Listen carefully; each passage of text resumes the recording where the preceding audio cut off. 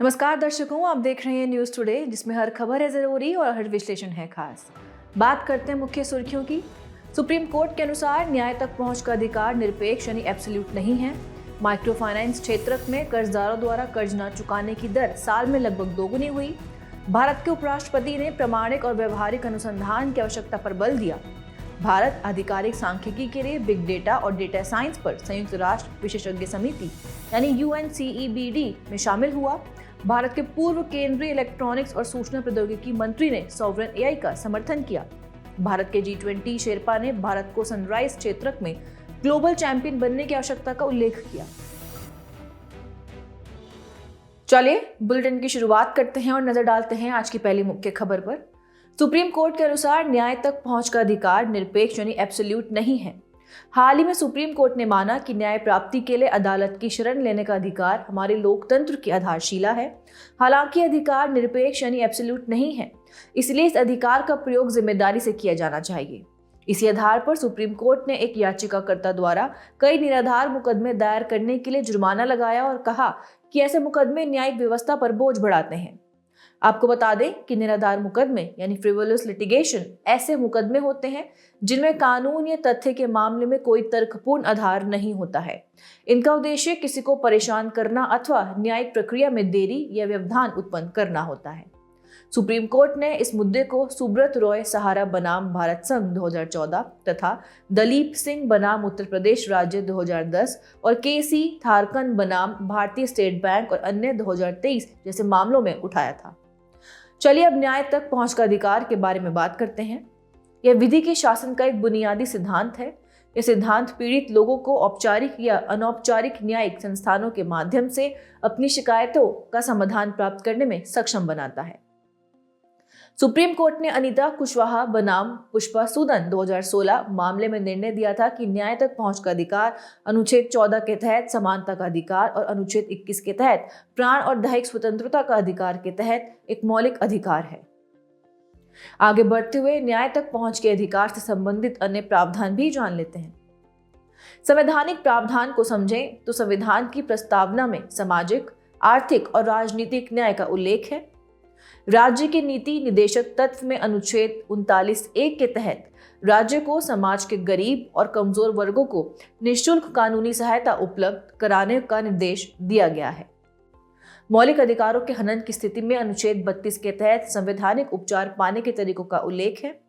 इसी तरह संविधान का अनुच्छेद 226 उच्च न्यायालयों को मौलिक अधिकारों के प्रवर्तन और संरक्षण के लिए रिट जारी करने की शक्ति प्रदान करता है। अब जनहित याचिका यानी PIL की बात करें तो इसके तहत लोकस स्टैंडी के नियम को उदार बनाया गया है। इससे अब केवल प्रभावित व्यक्ति ही नहीं बल्कि जनहित में कार्य करने वाले व्यक्ति या संगठन भी किसी अन्य व्यक्ति के अधिकारों के प्रवर्तन के लिए याचिका दायर कर सकते हैं। और आखिरी है वैकल्पिक विवाद निवारण तंत्र ADR। यह कम खर्चे में और कम औपचारिक प्रक्रिया द्वारा शिकायत के समाधान का माध्यम है। अंत में न्याय तक पहुंच को सुनिश्चित करने हेतु अनिवार्य घटक भी जान लेते हैं। न्याय निर्णय तंत्र में कोर्ट अधिकरण, वहनीय न्याय व्यवस्था में कम खर्चीली और गरीबों के लिए सहायता, सुलभता यानी एक्सेसिबिलिटी में पदानुक्रम व कोर्ट कम दूरी पर होना, तीव्र न्याय व्यवस्था में त्वरित सुनवाई और प्रभावी प्रक्रियाएं शामिल हैं। बढ़ते हैं अगली खबर की ओर। माइक्रो फाइनेंस क्षेत्र में कर्जदारों द्वारा कर्ज न चुकाने की दर साल में लगभग दोगुनी हुई। क्रेडिट इंफॉर्मेशन ब्यूरो की एक हालिया रिपोर्ट CRIF हाई मार्क के अनुसार माइक्रो फाइनेंस क्षेत्र में कर्जदारों द्वारा कर्ज न चुकाने की दर में काफी वृद्धि दर्ज हुई है। माना जाता है कि इसी अवधि में भारत में बैंकिंग क्षेत्र की गैर निष्पादित परिसंपत्ति यानी NPA में समग्र गिरावट दर्ज की गई है। माइक्रो फाइनेंस या सूक्ष्म वित्त का उद्देश्य लघु राशि वाली बचत, ऋण और अन्य वित्तीय सेवाएं प्रदान करना है। ये वित्तीय सेवाएं मुख्य रूप से ग्रामीण, अर्धशहरी और शहरी क्षेत्रों में गरीबों को प्रदान की जाती हैं। इनका उद्देश्य गरीबों की आय बढ़ाना और उनके जीवन स्तर में सुधार लाना है।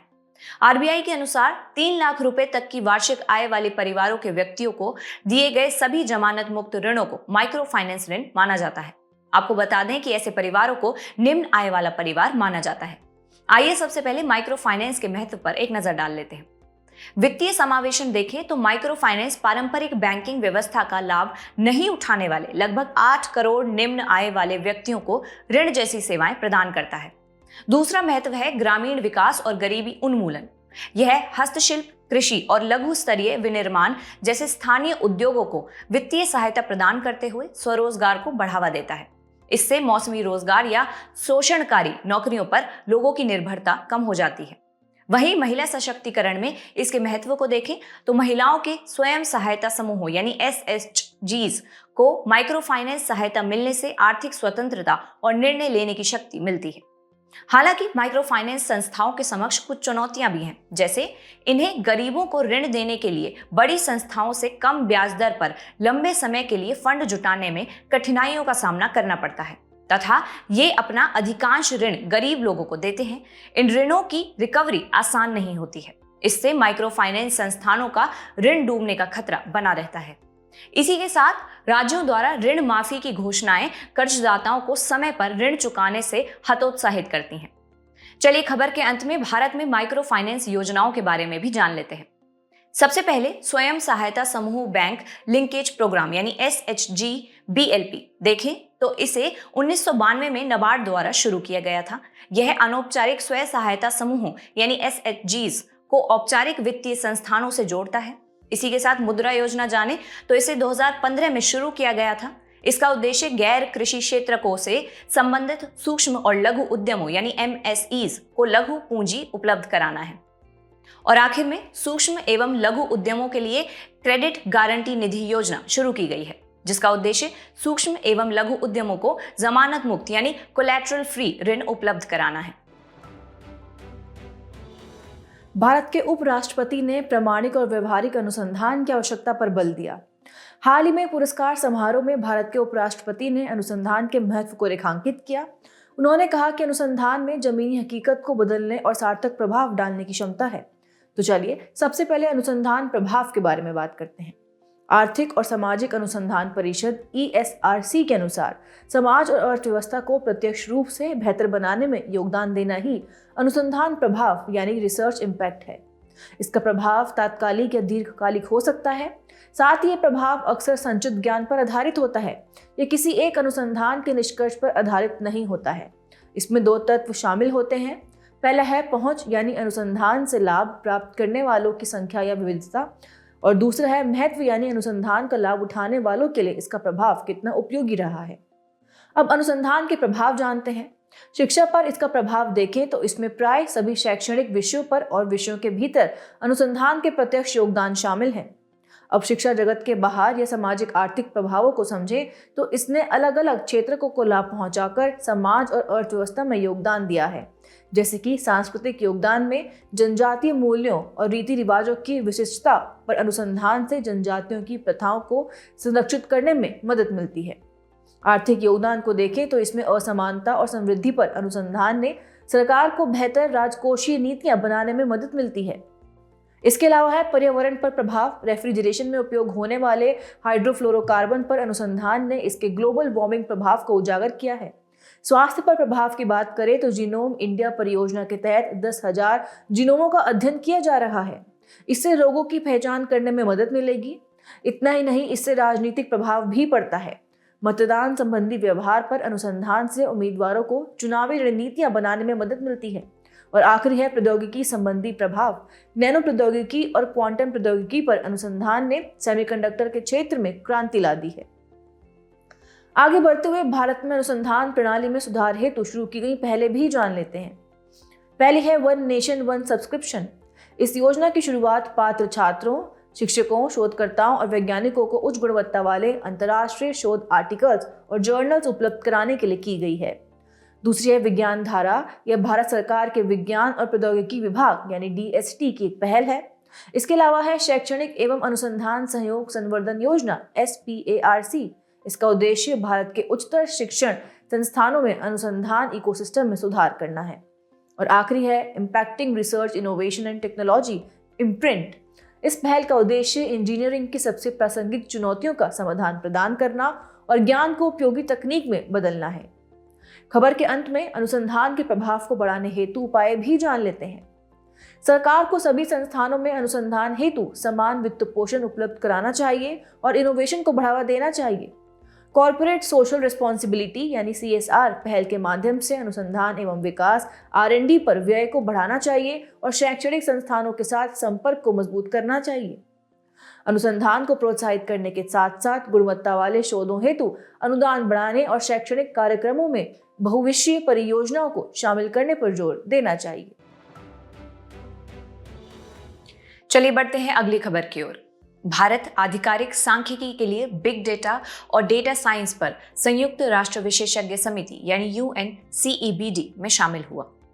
यह कदम सांख्यिकी आधारित आंकड़ों की प्राप्ति में क्रांति लाने तथा डेटा व प्रौद्योगिकी का उपयोग करके तथ्य एवं आंकड़ों पर निर्धारित निर्णय लेने की भारत की प्रतिबद्धता को दर्शाता है। चलिए सबसे पहले भारत के लिए UNCEBD में शामिल होने का महत्व जान लेते हैं। रणनीतिक अवसर की बात करें तो यह कदम भारत को देश के भीतर की गई प्रगति को अंतर्राष्ट्रीय लक्ष्यों के अनुरूप रखने में मदद करेगा। इसके अलावा यह विश्व की सर्वोत्तम पद्धतियों से सीखने का अवसर भी प्रदान करेगा। वहीं इससे सांख्यिकी आधारित आंकड़ों को सुव्यवस्थित करने में फायदा होगा, जैसे इससे डेटा प्राप्ति, प्रोसेसिंग और विश्लेषण में इनोवेशन को बढ़ावा मिलेगा तथा निर्णय लेने में सुधार होगा। इससे नीति निर्माताओं को रियल टाइम जानकारी प्राप्त हो सकेगी, जिससे वे साक्ष्य आधारित निर्णय ले सकेंगे। इससे बड़ी सामाजिक आर्थिक चुनौतियों का समाधान करने में मदद मिलेगी। इसी के साथ आइए बिग डेटा के बारे में भी जान लेते हैं। इसकी परिभाषा जानें तो बिग डेटा टर्म का उपयोग डेटा के बड़े, विविध और जटिल समूहों का वर्णन करने के लिए किया जाता है। इन्हें प्रभावी तरीके से प्रबंधित करने एवं उनसे आवश्यक जानकारी और अप्रत्यक्ष ज्ञान प्राप्त करने के लिए नई प्रणाली, विधियों, एल्गोरिथम और विश्लेषण की आवश्यकता होती है। बिग डेटा में स्ट्रक्चर्ड डेटा, अनस्ट्रक्चर्ड डेटा और मिक्स्ड डेटा सेट शामिल होते हैं।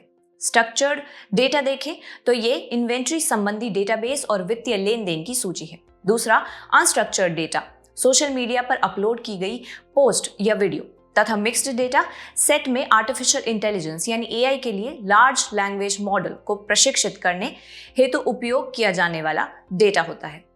वहीं बिग डेटा की विशेषताएं देखें तो पहली है मात्रा यानी वॉल्यूम अर्थात डेटा की विशाल मात्रा। दूसरा विविधता यानी वैरायटी अर्थात डेटा के अलग अलग प्रकार। और तीसरा परिवर्तनशील यानी वेलोसिटी अर्थात डेटा में तेजी से बदलाव। और अंत में सत्यता यानी वेरासिटी अर्थात डेटा में अस्थिरता और अपूर्णता। चलिए अब अलग अलग क्षेत्रकों में बिग डेटा के उपयोग पर एक नजर डाल लेते हैं। सबसे पहले स्वास्थ्य देखभाल की बात करें तो इससे पर्सनलाइज्ड मेडिसिन, क्लिनिकल जोखिम प्रबंधन, रोग की पहचान और असरदार दवाओं की सिफारिशें करने आदि में मदद मिलती है। तथा लॉजिस्टिक्स और परिवहन की बात करें तो इससे सक्रिय और प्रतिक्रियात्मक क्षमताओं को बढ़ावा देकर आपूर्ति श्रृंखला को मजबूत किया जा सकता है। इसी के साथ मार्केटिंग और विज्ञापन, इससे वास्तविक उपभोक्ताओं को पहचानने, बाजार में मांग का विश्लेषण करने, ग्राहक की प्राथमिकताओं और आवश्यकताओं को समझने में मदद मिल सकती है। वहीं स्मार्ट शहर में इसका उपयोग शहरों में संसाधनों के प्रबंधन के साथ साथ अवसंरचना विकास की बेहतर योजना बनाने में किया जा सकता है। साथ ही शहरों की चुनौतियों का AI आधारित समाधान उपलब्ध कराने में भी इसका उपयोग किया जा सकता है। इनके अलावा शिक्षा में इसकी मदद से पर्सनलाइज्ड लर्निंग को बढ़ावा दिया जा सकता है और शिक्षा की गुणवत्ता में सुधार लाया जा सकता है। और आखिर में पृथ्वी विज्ञान में बिग डेटा का उपयोग जलवायु और पृथ्वी की प्रणालियों के अध्ययन तथा मौसम की मॉडलिंग एवं पूर्वानुमान में किया जा सकता है। चलिए अगली खबर पर बढ़ने से पहले भारत में बिग डेटा के लिए प्रमुख पहलें देख लेते हैं। बिग डेटा पहल यानी BDI देखें तो विज्ञान और प्रौद्योगिकी विभाग की इस पहल का उद्देश्य बिग डेटा एनालिटिक्स में सेंटर ऑफ एक्सीलेंस की स्थापना में सहायता करना आदि है। दूसरी राष्ट्रीय डेटा और विश्लेषण प्लेटफॉर्म यानी NDAP, यह सरकारी डेटा की प्राप्ति और उपयोग को बेहतर बनाने के लिए नीति आयोग की प्रमुख पहल है। तथा फ्यूचर स्किल्स प्राइम यानी IT कर्मचारियों को रोजगार योग्य बनाने के लिए पुनः कौशल या कौशल वृद्धि कार्यक्रम। इसमें इलेक्ट्रॉनिक्स और सूचना प्रौद्योगिकी मंत्रालय की इस पहल की कई प्रौद्योगिकियों के साथ साथ बिग डेटा एनालिटिक्स को भी शामिल किया गया है। आखिर में आधिकारिक सांख्यिकी के लिए बिग डेटा और डेटा साइंस पर संयुक्त राष्ट्र विशेषज्ञ समिति यानी UN committee of experts on big data and data science for official statistics UNCEBD पर एक नजर डाल लेते हैं। इसकी स्थापना 2014 में हुई थी तथा इसका प्रथम अध्यक्ष ऑस्ट्रेलिया था।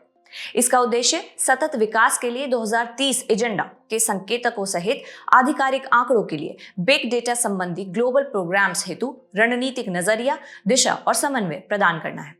तथा इसके सदस्य देशों की बात करें तो इसमें भारत सहित 31 सदस्य देश और 16 अंतर्राष्ट्रीय संगठन शामिल हैं। चलिए अगली खबर की ओर बढ़ते हैं। भारत के पूर्व केंद्रीय इलेक्ट्रॉनिक्स और सूचना प्रौद्योगिकी मंत्री ने सॉवरेन एआई का समर्थन किया। पूर्व केंद्रीय मंत्री ने भारत के लिए अपनी सॉवरेन एआई रणनीति बनाने की आवश्यकता को रेखांकित किया है। उन्होंने कहा कि आर्थिक हितों और राष्ट्रीय सुरक्षा पर एआई के प्रभावों के मद्देनजर देश में ही एआई की क्षमताओं को विकसित, नियंत्रित और उपयोग किया जाना चाहिए। सबसे पहले सवाल यह है कि आखिर सॉवरेन एआई क्या है? इसे मोटे तौर पर एआई प्रौद्योगिकियों और इससे संबंधित डेटा के मामले में देश की अपनी क्षमताओं एवं उस पर देश के नियंत्रण के रूप में समझा जा सकता है। आमतौर पर इसमें एआई तकनीकों को कैसे तैनात और संचालित किया जाता है तथा एआई तकनीकों को चलाने और डेटा की सुरक्षा सुनिश्चित करने के लिए नीतियों एवं सक्षम कर्मचारी का उपयोग करने संबंधी रणनीति शामिल है। आइए भारत के लिए प्रस्तावित एआई रणनीति के बारे में जान लेते हैं। संक्षिप्त में देखें तो गवर्नमेंट एआई और प्राइवेट एआई संयुक्त रूप से सॉवरेन एआई है। यहाँ पर गवर्नमेंट एआई का आश्रय गवर्नेंस हेतु एआई प्रौद्योगिकियों के उपयोग से है, जैसे सार्वजनिक सेवाओं को जनता तक पहुंचाने में। आपको बता दें कि गवर्नमेंट एआई को मौजूदा डिजिटल पब्लिक इंफ्रास्ट्रक्चर यानी डीपीआई के आधार पर विकसित कर लागू किया जा सकता है। डिजिटल पब्लिक इंफ्रास्ट्रक्चर में डिजिटल भुगतान, बीमा, स्वास्थ्य देखभाल, शिक्षा और कौशल विकास आदि शामिल है। इन डीपीआईज के पास विशाल डेटा भंडार है। इस विशाल डेटा भंडार का उपयोग एआई मॉडल को प्रशिक्षित करने के लिए सहमति प्राप्त व्यक्तिगत डेटा या गैर व्यक्तिगत प्रशिक्षण डेटा के रूप में किया जा सकता है। इसी के साथ चलिए भारत के लिए सॉवरेन एआई का महत्व भी देख लेते हैं। रणनीतिक महत्व की बात करें तो भारत द्वारा अपनी एआई क्षमताओं को विकास, बढ़ती वैश्विक प्रतिस्पर्धा के बीच देश के आर्थिक हितों की सुरक्षा कर सकता है। इसके अलावा यह अन्य देशों द्वारा एआई प्रौद्योगिकी देने से मना करने या एआई के रणनीतिक हथियार के रूप में उपयोग करने जैसे खतरों से बचने में मदद करेगा। वहीं आर्थिक महत्व देखें तो इससे भारतीय इनोवेटर्स और उद्यमियों को बिग टेक मॉडल्स एवं प्लेटफॉर्म्स के साथ प्रतिस्पर्धा करने का अवसर मिलेगा। खबर के अंत में सॉवरेन एआई के लिए भारत की पहले भी जान लेते हैं। सबसे पहले है इंडिया एआई मिशन। इसे 2024 में केंद्र सरकार द्वारा शुरू किया गया था। इसका उद्देश्य एआई संबंधी स्टार्टअप्स को सशक्त बनाना और उनके लिए कंप्यूटर इंफ्रास्ट्रक्चर की उपलब्धता को बढ़ाना है। इसके अलावा निजी क्षेत्र द्वारा उठाए गए कुछ कदम भी हैं, जैसे टाटा समूह ने अत्याधुनिक एआई सुपर कंप्यूटर का निर्माण करने हेतु NVIDIA के साथ साझेदारी की है। इसका उद्देश्य इंफ्रास्ट्रक्चर इज ए सर्विस और प्लेटफॉर्म फॉर एआई सर्विसेज जैसी सुविधाएं उपलब्ध कराना है। आपको बता दें कि रिलायंस इंडस्ट्रीज ने जेन एआई के लिए एक मूलभूत लार्ज लैंग्वेज मॉडल यानी LLM विकसित करने और उसे भारत की विविध भाषाओं में प्रशिक्षण देने के लिए NVIDIA के साथ साझेदारी की है। बात करते हैं अंतिम मुख्य खबर की। भारत के G20 शेरपा ने भारत को सनराइज क्षेत्र में ग्लोबल चैंपियन बनने की आवश्यकता का उल्लेख किया। भारत के G20 शेरपा ने भारत क्लाइमेट फोरम 2025 को संबोधित करते हुए कहा कि भारत को सनराइज क्षेत्र में ग्लोबल चैंपियन बनने की आवश्यकता है। उनके अनुसार 2047 तक विकसित राष्ट्र बनने और 32 ट्रिलियन अमेरिकी डॉलर की अर्थव्यवस्था बनने के भारत के लक्ष्य को प्राप्त करने की दिशा में ये क्षेत्र अहम भूमिका निभाएंगे। चलिए खबर की शुरुआत में सनराइज क्षेत्र क्या है ये जानते हैं। सनराइज इंडस्ट्री ऐसे क्षेत्र के लिए इस्तेमाल की जाने वाली टर्म है जो आर्थिक विकास के शुरुआती चरण में है और तीव्र समृद्धि प्राप्त करने के लिए तैयार है। आमतौर पर ऐसे उद्योगों की समृद्धि दर उच्च होती है। इन उद्योगों में स्टार्टअप्स कंपनियों की संख्या अधिक होती है। इन्हें फंडिंग भी अधिक उपलब्ध होती है। सनराइज क्षेत्र के उदाहरण हैं semiconductor, artificial intelligence, clean mobility system, genomics, pharma आदि। अब सनराइज क्षेत्र का महत्व जानते हैं। पहला है आर्थिक समृद्धि और विविधीकरण। नवीकरणीय ऊर्जा, इलेक्ट्रिक व्हीकल्स यानी EVs, जैव प्रौद्योगिकी जैसे क्षेत्र देश की आर्थिक गतिविधियों में विविधता लाकर पारंपरिक उद्योगों पर निर्भरता को कम करते हैं। इससे अर्थव्यवस्था वैश्विक आर्थिक उतार चढ़ाव के कारण उत्पन्न होने वाली चुनौतियों से निपटने में अधिक सक्षम हो जाती है। दूसरा है तकनीकी प्रगति। AI और मशीन लर्निंग के साथ साथ सूचना और डिजिटल प्रौद्योगिकियां कई क्षेत्रों में व्यापक प्रभाव डालती हैं। इनमें स्वास्थ्य देखभाल, शिक्षा और विनिर्माण जैसे औद्योगिक क्षेत्र शामिल हैं। और तीसरा है सतत विकास। नवीकरणीय ऊर्जा, अपशिष्ट प्रबंधन और हरित प्रौद्योगिकी से संबंधित उद्योग जलवायु परिवर्तन से निपटने हेतु भारत की अंतर्राष्ट्रीय प्रतिबद्धताओं को पूरा करने में मदद करते हैं। एक ऐसी प्रतिबद्धता 2070 तक नेट जीरो कार्बन उत्सर्जन का लक्ष्य हासिल करना भी है। आगे बढ़ते हुए भारत में सनराइज क्षेत्र के समक्ष आई चुनौतियां भी जान लेते हैं। पहली चुनौती है पूंजी तक कम पहुंच। नवीकरणीय ऊर्जा, जैव प्रौद्योगिकी, इलेक्ट्रिक वाहन, ईवीज जैसे क्षेत्रों में बड़ी मात्रा में शुरुआती निवेश की आवश्यकता होती है। दूसरी है कौशल की कमी। शैक्षिक संस्थानों के प्रशिक्षण और उद्योग जगत की मांग में समन्वय नहीं होने के कारण सनराइज क्षेत्र को कुशल कार्यबल नहीं मिल पाता है। इसके अलावा कई तकनीकी चुनौतियां भी हैं। सेमीकंडक्टर जैसी क्रिटिकल प्रौद्योगिकियों और घटकों को भारत बड़े पैमाने पर आयात करता है। किन्हीं वजहों से वैश्विक आपूर्ति श्रृंखला में व्यवधान उत्पन्न होने पर इन प्रौद्योगिकियों का आयात या तो रुक जाता है या कम हो जाता है। खबर के अंत में भारत में सनराइज क्षेत्र को बढ़ावा देने के लिए उठाए गए कदम भी जान लेते हैं। नीतियों या पहलों की बात करें तो मेक इन इंडिया, आत्मनिर्भर Bharat, startup India, national electric mobility mission योजना जैसी पहले आरंभ की गई हैं। वित्तीय प्रोत्साहन हेतु एडवांस बैटरी विनिर्माण सहित कई क्षेत्रों में उत्पादन से संबंध प्रोत्साहन यानी PLIs योजना, इलेक्ट्रिक वाहनों के लिए फेम योजना शुरू की गई है। अवसंरचना के विकास को देखें तो इस क्षेत्र की प्रमुख पहलों में नवीकरणीय ऊर्जा park, bulk drug park, smart city mission आदि शामिल है। और आखिरी है अनुसंधान एवं विकास, जिसके लिए राष्ट्रीय quantum mission, national mission on transformative mobility and battery storage आदि कार्यक्रम शुरू किए गए हैं। चलिए बुलेटिन की आखिर में बढ़ते हैं आज की संक्षिप्त सुर्खियों की तरफ। हाल ही में उपराष्ट्रपति ने राज्य लोक सेवा आयोगों के अध्यक्षों के 25वें राष्ट्रीय सम्मेलन को संबोधित किया। SPSC राज्य के अधीन सेवाओं में नियुक्तियों के लिए परीक्षा आयोजित करता है। हाल ही में केंद्रीय वाणिज्य एवं उद्योग मंत्री ने भारत जलवायु फोरम 2025 में भारत स्वच्छ प्रौद्योगिकी विनिर्माण प्लेटफॉर्म यानी Bharat clean tech manufacturing platform का शुभारंभ किया। इसे सौर ऊर्जा, पवन ऊर्जा, हाइड्रोजन ऊर्जा और बैटरी स्टोरेज जैसे क्षेत्रों में भारत की स्वच्छ प्रौद्योगिकी यानी क्लीन टेक मूल्य श्रृंखलाओं को बढ़ाने के लिए डिजाइन किया गया है। केंद्रीय स्वास्थ्य एवं परिवार कल्याण मंत्रालय ने औषधि एवं प्रसाधन सामग्री नियम 1945 की अनुसूची M को संशोधित किया है। यह फार्मा कंपनियों को उत्पादन से संबंधित दोषों या खामियों और शिकायत के बाद वापसी वाली दवाओं की रिपोर्ट करना अनिवार्य करता है। इससे दवाओं की गुणवत्ता संबंधी अनुपालन सुनिश्चित हो पाता है। हाल ही में निर्यातकों ने RODTEP योजना के अंतर्गत ड्यूटी क्रेडिट की उपलब्धता के मामले में अस्पष्टता पर चिंता जताई है। यह योजना 2021 से केंद्रीय वाणिज्य और उद्योग मंत्रालय द्वारा लागू की जा रही है।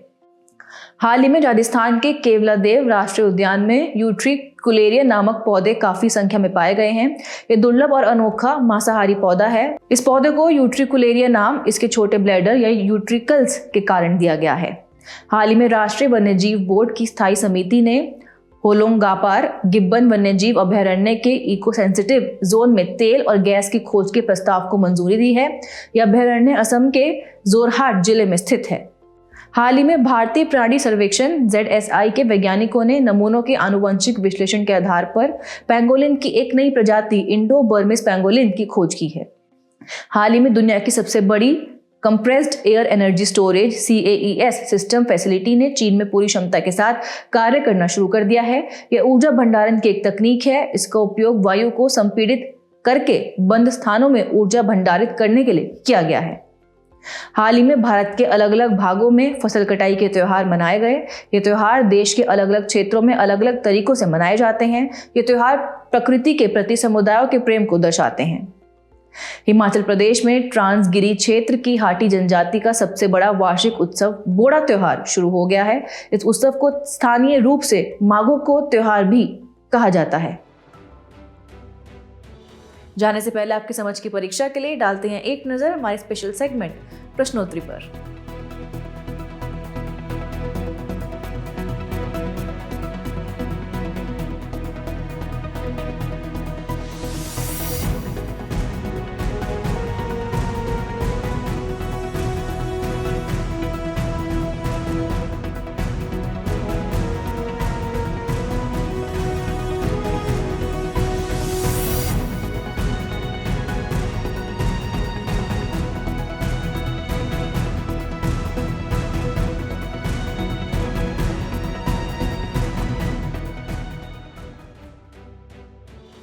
हमसे जुड़ने के लिए आपका धन्यवाद। उम्मीद है न्यूज़ टुडे का यह बुलेटिन आपको पसंद आया होगा। न्यूज़ टुडे की PDF को डाउनलोड करने के लिए और आज की क्विज के उत्तर के लिए डिस्क्रिप्शन में दिए गए लिंक्स पर क्लिक कीजिए।